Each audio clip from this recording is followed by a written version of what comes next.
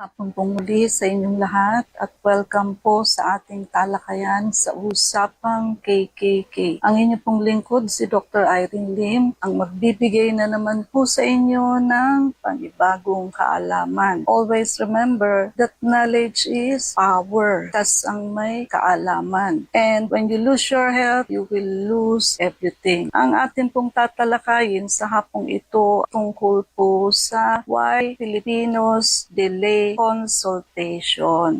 So, marami hong ganito at tignan nyo kung saan kayo aakma dito. But of course, delaying consultation is bad. Imbis ho, konti lang ang gastos ninyo, ay lalaki po. At mabuti ho kung maibabalik pa. Halimbawa na stroke. So, mabuti kung yung stroke area na-reverse pa. So, kadalasan mindset ng tao is wala lang yan. So, many Filipinos believe na pagod lang, hangin lang yan, lipas na to. Lilipas din to. Yung pain, nino-normalize so yung masakit. Yung symptoms, ini-ignore until malala na. And usually because they survive minor illnesses before and i-assume nila na pareho rin. Fear of finding out something serious. Ayan. Ayaw magpa-check up kasi takot hong malaman kung may malalang sakit. And the thought is, what if may makita? What if may cancer? What if operahan ako? So they avoid check-up to avoid bad news. Better not to know.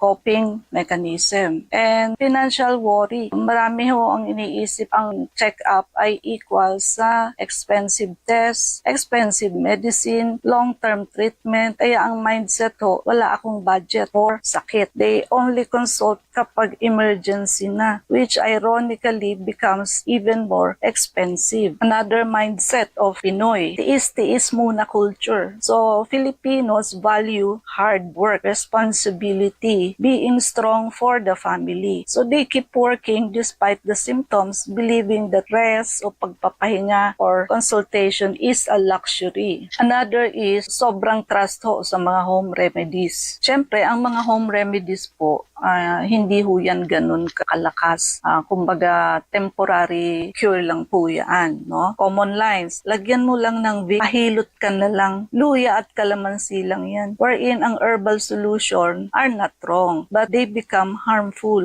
when they replace medical evaluation.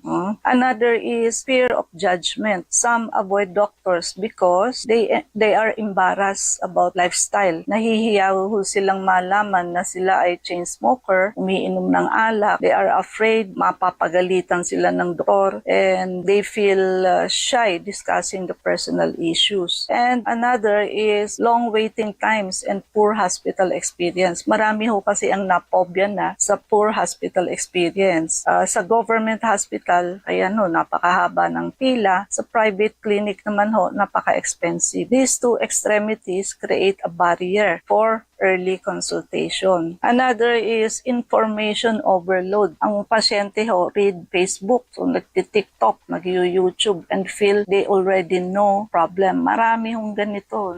Mas marunong pa sa doktor.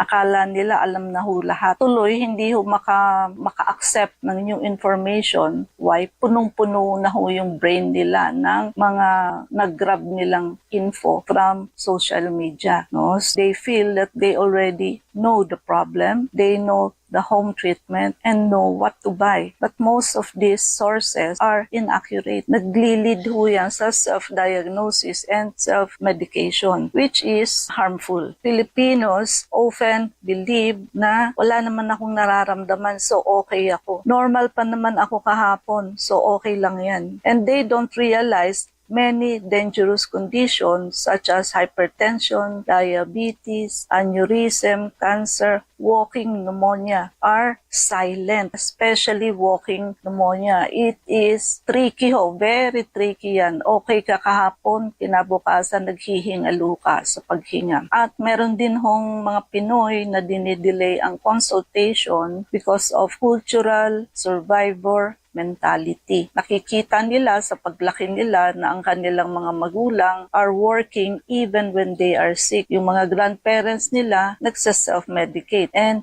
you'll survive it. And the body is treated like a replaceable thing. So, yung mindset hong ganito, nakaka-prevent ito ng early detection ng high blood, diabetes, early cancer, aneurysm, infection like walking pneumonia. Also, going to sepsis. Ang doktor ho, may clinical eye yan. Tingin pa lang sa'yo sa physical body mo, may idea na ho yan kung anong pakukonsulta mo. Kasi makikita na yung putla mo, yung mata mo, yung sa lower legs, kita na ho kung may diabetes kayo, yung paghinga ninyo. Yun nga ho ang sinasabing merong clinical eye ang doktor. And another is, Pinoy don't want to appear weak in front of family, co-worker, and community. Ayaw nilang nakikita ho silang mahina. So, tinatago ho nila yung symptoms and they pretend that they are okay. They fear being labeled as isabay niyo ho sa pagpapacheck up ninyo. But yun na ho ang magiging kapalit ng medical action ninyo,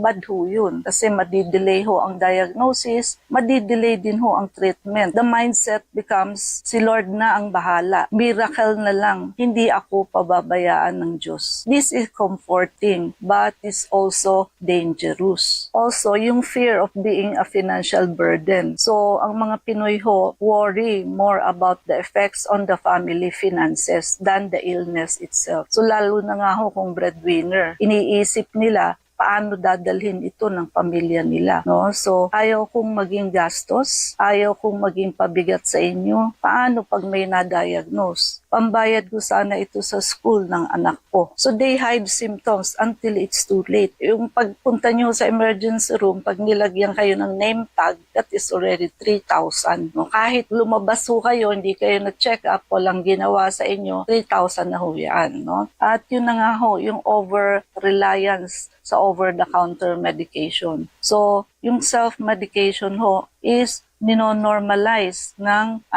yung mga biogesic, yung mga pain reliever, Alaxan, loperamide, herbal oil, pain balms. And the problem is people feel okay. Temporarily lang po yan. So they delay real diagnosis. At namamask ho nito ang appendicitis. So sa appendicitis, kailangan ho wag matakpan ang pain kasi picture ng may appendicitis, continuous pain na hanggang ho sa ang pasyente hanggang sa pilipit na ho. So, hindi ho on and off. Pag binigyan nyo ng pain reliever, di mag-on and off ho ang pain niya. Appendicitis. And also, namamask din ho ang infection, ang heart issues, ang kidney problem, headache galing sa aneurysm, and stroke warning. So, pagka may mga symptoms kayo, ibig sabihin nagpaparamdam sa inyo ang inyong katawan. Kaya dapat pakinggan ninyo bago pa kayo lumala. And Filipino time extends to healthcare. Yun ho bang mamaya na? Saka na yan. Delaying tests, skipping follow-up, postponing maintenance medication. And people think that symptoms have a schedule. Ayun ho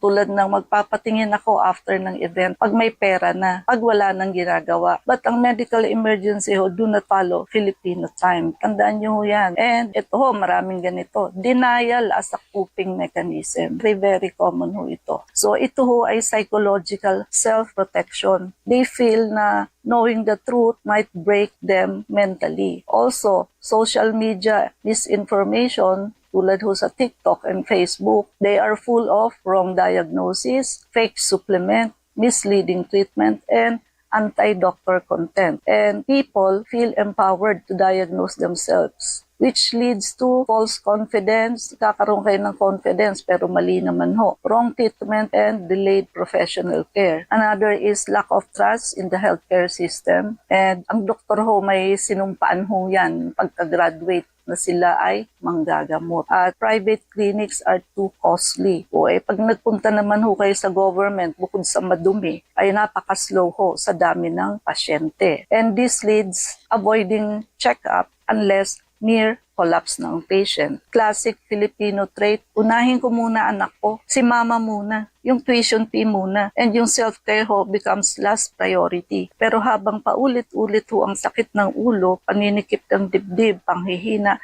wala hong aksyon na ginagawa. Ang hindi ho alam ng karamihan, habang tinitiis nyo yan, lumalalim ho ang problema. Yung iniisip mong simple, pwede hong early warning sign ng stroke. O by that time nagpa-check up kayo, na stroke na ho kayo. Yung akala nila acidity lang, pwedeng silent heart disease. Yung stress lang, pwedeng sugar na umaakyat na pala. At yung hangin sa likod, minsan kidney ang humihingi ng tulong. At ang pinakamasakit ho, madami ang nagpapa-check up lang kapag emergency na. And kapag ka nag-collapse na stroke na, at nahirapan ng huminga. At dyan ho, lumalabas ang mahal na bill, ICU, emergency laboratories, lifetime med. Samantalang kung maaga lang hong pa-check up, nasagip na sana. Yung simple hong 600 sa check up ay nagiging 60,000 po. Kaya kung may nararamdaman ho kayo, act now. Huwag mong hintayin lumala. Sa Klinika Medica 101, ang unang step ho ay simple lang. Magpa-check up ho kayo sa akin, makinig sa warning sign sa katawan bago pa maging emergency, at habang inaayos nyo ang lifestyle at health ninyo, pwede mong isupport ang iyong katawan with the natural option tulad ho ng Dr. Irene Lim's Herbal Coffee para sa araw-araw ho, healthy circulation at mas magandang wellness routine. Mas mura ho ang prevention kesa sa ICU. So mas magaan ang early consult kaysa emergency care. At mas buhay ho ang buhay ang naisasalba kapag hindi tayo nagtitiis. At meron ho itong 15 powerful natural herb na magsesettle ho o mag-a-address sa inyong mga comorbidities. So tulad ho ng L-carnitine, tumutulong ho ito sa fat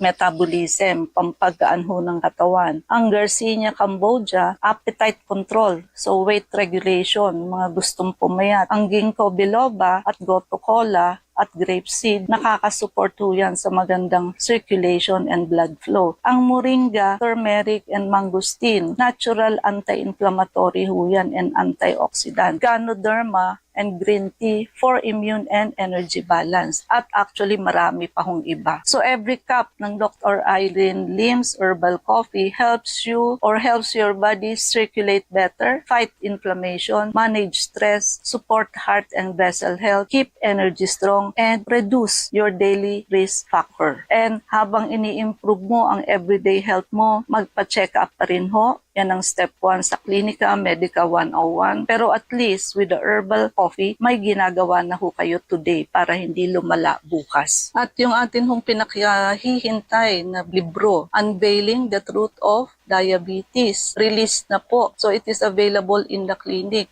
You can call 0922-875-2899 for your order. First 100 copies pa lamang ho ito. Makiagaw na ho kayo kung gusto niyo hong malaman ang katotohanan behind diabetes. Hahawiin na po natin ang tabing sakit na diabetes. Lahat po ng ginagawa natin for diabetes right now is just for control and suppression, but never about the word cure. Yung root cause ho, hindi na-address. So dito ho sa librong ito, malalaman ninyo kung ano yung katotohanan na dapat ninyong i-address para ho gumaling ang sakit na diabetes.